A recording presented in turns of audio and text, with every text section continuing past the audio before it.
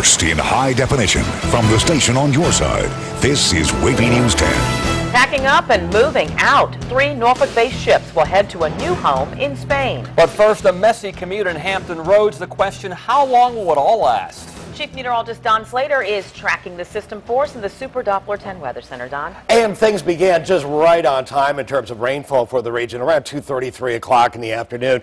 And we are likely to see that rainfall come to an end a little more toward the middle of the evening. Here's what's going on right now. Super Doppler 10 Live. Everything is moving pretty rapidly eastward at about 30, 35 miles an hour. So it's not like it'll last a huge amount of time longer. And it's all very, very light rain. But you can see where there is a widespread blob of green with some occasional yellow areas. The yellow areas indicating a little bit more moderate rain, but widespread light rain over the eastern shore especially. Becomes a bit more scattered over the peninsula and over Suffolk and into Isle of Wight County, and then some widespread light rain across eastern North Carolina as well. Now again, this rain should come to an end by around 9 o'clock. Here's where we are now. Here's what our future track computer model has as of 7 o'clock this evening, and then thereafter it's going to be punching on out to sea. It's light rain, 1/4 of an inch, perhaps 4/10 of an inch at most. We'll tell you what more we can expect for the evening hours and the rest of our forecast in a few minutes.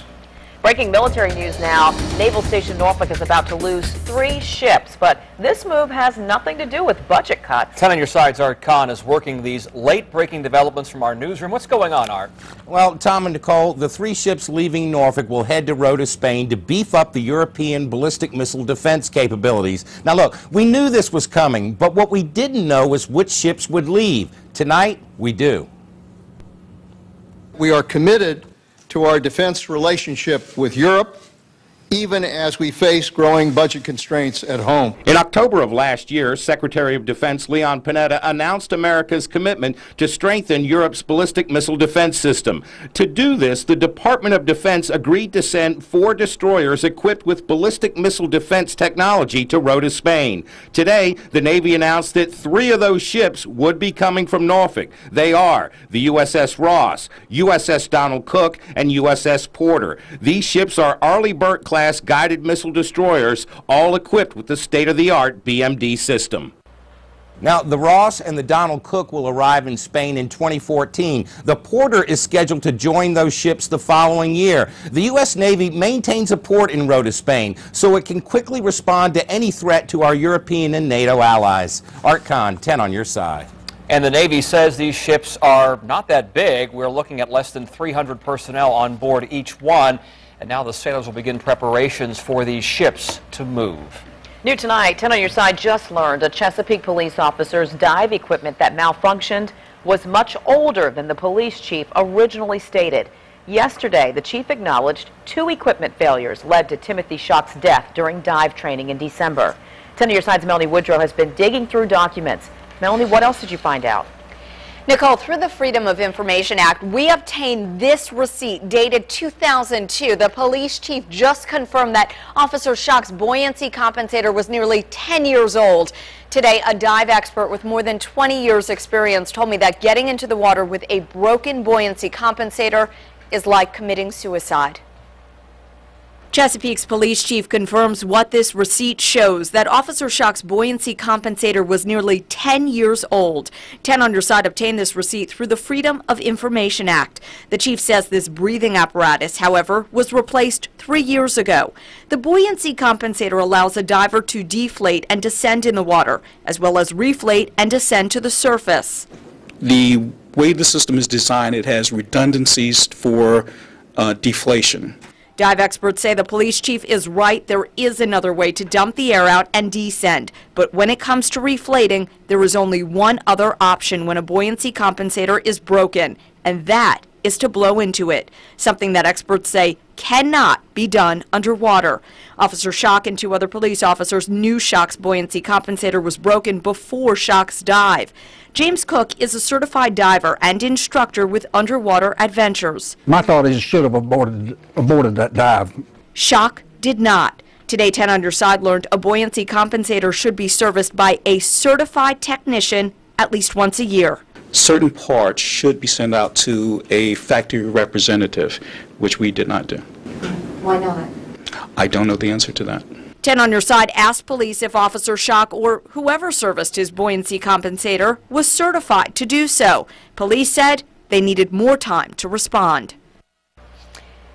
So I asked them just how much time they would need. A spokesperson said they're treating my questions as a Freedom of Information Act request and that they have 5 business days to respond. Chesapeake's police spokesperson said that since Monday is a federal holiday, she'll have our response next Friday. We'll keep you posted. Melanie Woodrow, 10 on Your Side. We reached out to the buoyancy compensators manufacturer twice today, but we've not heard back. And tonight at 6, Melanie will be back with the new information she uncovered about Officer Schock's weight release system, which the police chief also says failed. Well, now the FAA is investigating a plane crash that killed the owner of a sailboat charter service in Portsmouth. The family of J.C. Waters confirmed his death to 10 on Your Side this morning. Waters owned the Spirit of Independence. Investigators say Waters and his friend Ronald Strahan were flying over a friend's house near Kansas City, Missouri Wednesday when their single-engine plane went down in a nearby field. Both men died.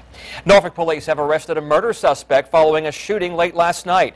Officers found the victim along West Little Creek Road. Police have not yet released his name, but investigators did arrest 35-year-old Roosevelt Westbrook a short time later. The Isle of Wight couple facing charges in connection with their baby's death will face a judge again on Tuesday. Police say 4-month-old Piper Malinsky was hit so hard in the head she died from her injuries. Her father, Robert Malinsky, is charged with murder. Her mother, Leanne Webb, is charged with felony child neglect. Both remain behind bars. Investigators say the couple abused Piper and her twin sister, Ella. Ella is in stable condition at CHKD. Webb's 4-year-old daughter is staying with a family approved by social services. Police on the Outer Banks made another meth bust. Officers raided a motel room in Manio yesterday and say they found a man trying to manufacture the illegal drug. Dare County deputies say 31-year-old David Bluer was mixing ingredients in a container to get high. Earlier this month, Dare County deputies arrested these 3 people. Investigators say they were making meth in a Kill Devil Hills motel. A State House committee put the brakes on the last of several bills aimed to strengthen Virginia's ban on texting and driving.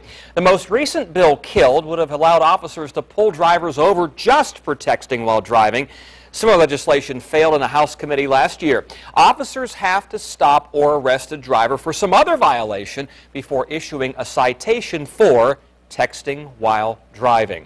The number of teen driving deaths is up for the first time in years. But one local school thinks its program can turn things around and save lives. We'll tell you how. New tonight at 5:30. A driving danger. What's happening to people on the road in one Hampton Road city? New tonight at 5:30. Black Friday is in February. We're not talking about a sale. We're talking about employees across the Commonwealth making a statement. Find out what's behind this statewide protest. Also, 2 reports on the state of our economy. One is good news, the other bad news. Wait till you hear what the future looks like for America's homeowners. You're watching WAVY News 10 at 5 with Tom Shad, Nicole Libas, and Super Doppler 10 Chief Meteorologist Don Slater.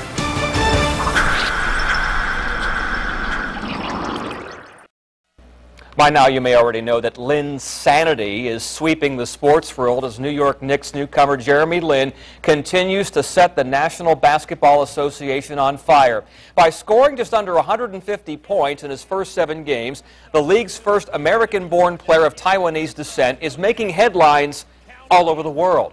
But no one in the world is as proud of his accomplishments as his Aunt Betty Lou, who runs Dance Sport Virginia in Virginia Beach. I'm going to stop watching it. Yeah, I don't, I like to watch the highlights so I don't get so nervous. You know, when I watch the whole game, I just too nervous. She is quite a lady. Bruce Rader was the first local TV journalist to interview Ms. Lou about her nephew's recent fame. See more of his visit with her tonight at 6 on the Sports Wrap. The number of people seeking jobless benefits fell to its lowest level in almost 4 years. The Labor Department says applications for unemployment benefits dropped 13,000 last week to 348,000. Experts say the drop is an indication the job market is improving. You'll find job help on WAVY.com. Just scroll over to the On Your Side tab and click on Job Finder 10. You can search jobs for free, and employers can also post positions for free. Experts predict 1 million homes will go into foreclosures this year. Foreclosure listing service RealtyTrack says foreclosures jumped up 8% in January. It says 1 out of every 624 U.S. homes was hit with a foreclosure filing. That's about 211,000 homes in all. Last year, lenders took back 804,000 homes. The government is extending the deadline for foreclosure reviews to try to help more homeowners. More than 4 million people received letters from the government informing them they could request a review for errors and possibly get restitution. Only 89,000 people have asked for reviews of their foreclosures. Federal bank regulators are extending the April 30th deadline to July 31st. Those reviews are part of last year's federal settlement with 14 mortgage servicers and affiliates who manage home loans. Organic foods, they're supposed to be better for you, but what you're eating could contain something toxic. You're going to hear about some new research. And tomorrow will be a day of mourning in schools here in Hampton Roads and across the Commonwealth. We'll tell you what's behind Black Friday in February. Widespread light rain throughout the region right now, and some of the rainfall amounts thus far, basically a few hundredths of an inch all the way on up to about a quarter of an inch. Nothing too terribly much right now. How about the rest of the evening? How about into the weekend? Find out with our forecast. Teachers here and across the state will end their week with Black Friday. They're planning to wear black clothing to mourn budget cuts. The Virginia Education Association says the state has slashed more than $1 billion for public education since 2008. The budget axe is expected to fall once again this year. 10 on your side's Ava Hurdle joins us now from the newsroom with details. Ava? Nicole, Virginia Beach has the region's largest school district with close to 70,000 students and some 5,600 teachers. We're told many of those teachers plan to participate in this protest. Students dismissed for the day at Princess Anne High School in Virginia Beach as usual, but funding cuts for schools across the resort city are projected for next year. I'm afraid it's going to be a jolt for our community by the time this budget's over. Transportation at special academies, sports programs, reduced teacher positions as the city's school system faces a possible $39 million budget gap.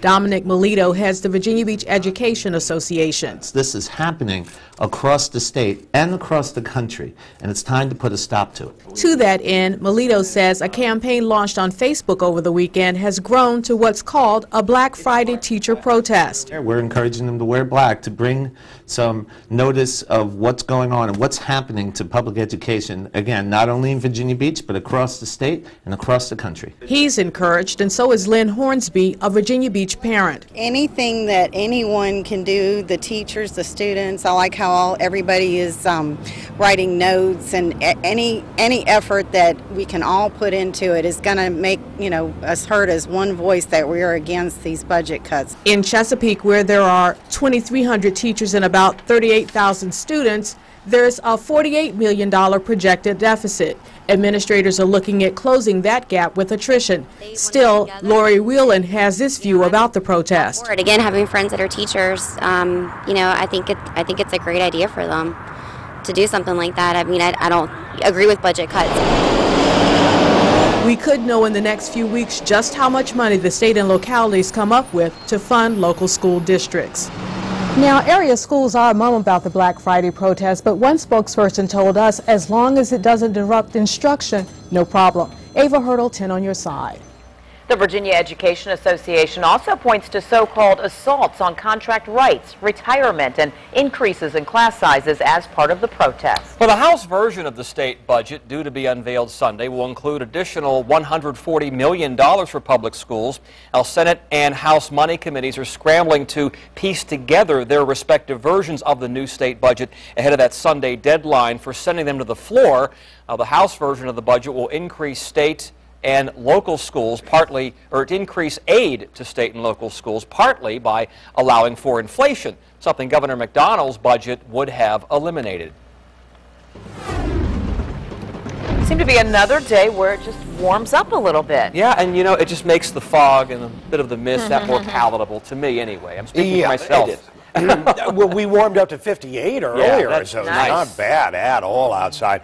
Even with the cloud cover, warmed up nicely. But now we got the rain, and that rain has cooled things off a bit. Here's a look at Super Duper 10 Live. That rain is moving eastward, and it's going to continue moving eastward out to sea in the next several hours. So again, we've got it now during the drive time exactly as expected, but it's not going to last all that much longer. In the next 3-4 hours, it'll just taper on off to just a couple of sprinkles, and that's it.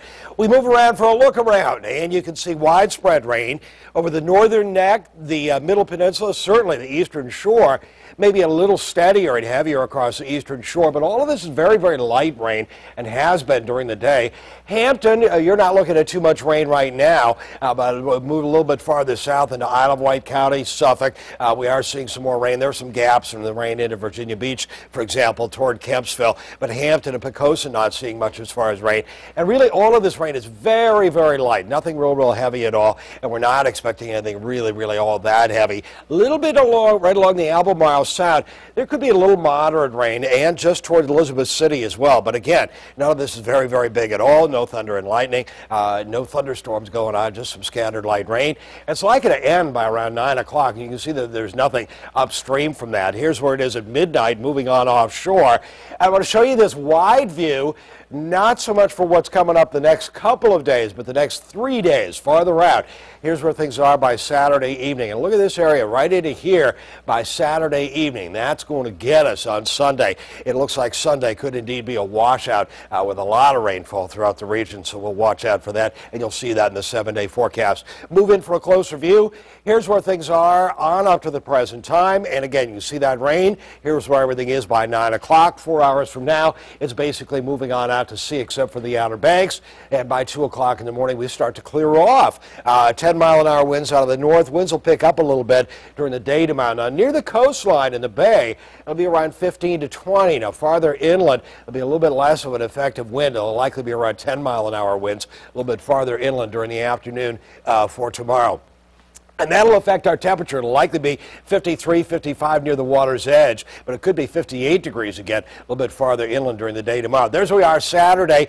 Some sunshine, and then we start to see that cloud cover draw a lot closer and start to move in. And there's that rain, which is going to move in late Saturday night and for much of the day on Sunday. Right now, skies are cloudy, and you can see the tops of the buildings here. A little bit hazy, but as far as the rainfall, it's been very, very light. And you can see the streets are wet and you really can't see much else in terms of a lot of rain. 48, 49, 50 degrees, 52. Our low last night was 38, and that was right at midnight. And then temperatures steadied off and started warming overnight. And during the day, during the overnight hours, it'll likely clear off, drop to about 42. Then during the day for tomorrow, around 55, a little cooler at the coast, a little warmer inland, lots of sunshine tomorrow. Clouds start moving in late in the day on Saturday, 56. And then Sunday, it looks like a washout, 53 degrees. Good slug of rain moving on through. Could see it end as a few flurries on Sunday evening. Allegations of animal abuse at a North Carolina butterball plant. You're going to see undercover video from inside that sparked the investigation. The murder trial of a former University of Virginia lacrosse player is postponed. We'll tell you what happened.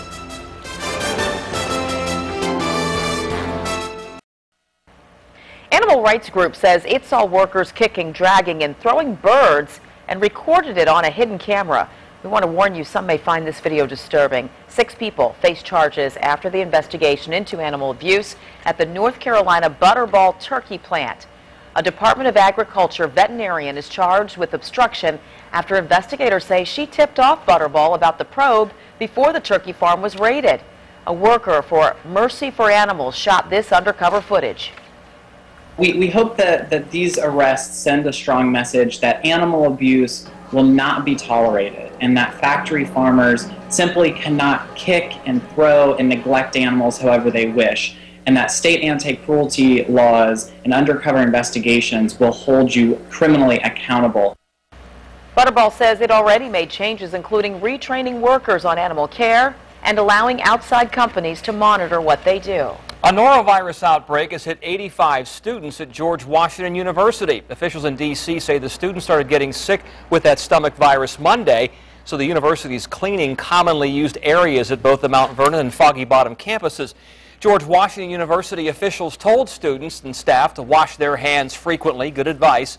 Health officials say norovirus is passed through direct contact with an infected person or touching contaminated surfaces. Many people love that new car smell. We'll tell you why it could make you sick. And that payroll tax deal looks like it's all done. We'll tell you what part of the agreement's headed for a vote. That's at 5:30.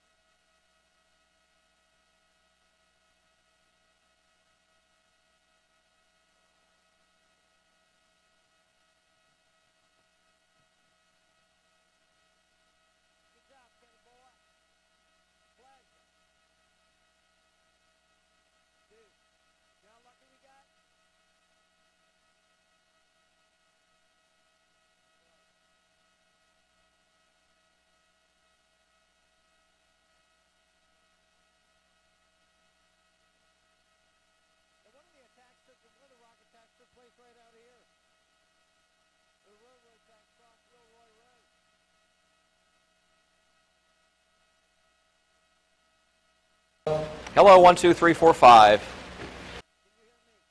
Hi, check.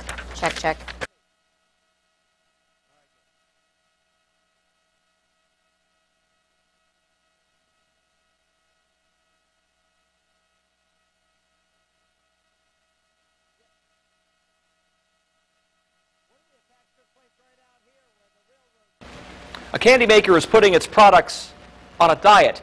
Mars, the makers of Snickers, Twix, and M&M's, says it'll stop selling chocolate products with more than 250 calories by the end of next year.